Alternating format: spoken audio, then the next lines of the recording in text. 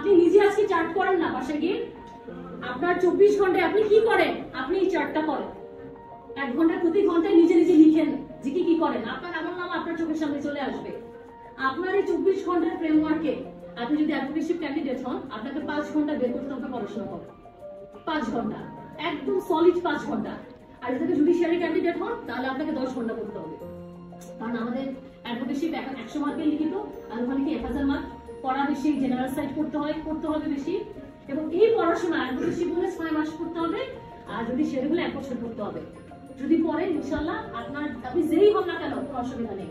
এখন আপনি জব করেন, আপনি যদি জব করেন তাহলে জবের টাইম বাদে আপনাকে রুমের টাইম তাহলে মিনিমাইজ করতে হবে, ফেসবুক স্ক্রলিং এর টাইম মিনিমাইজ করতে হবে।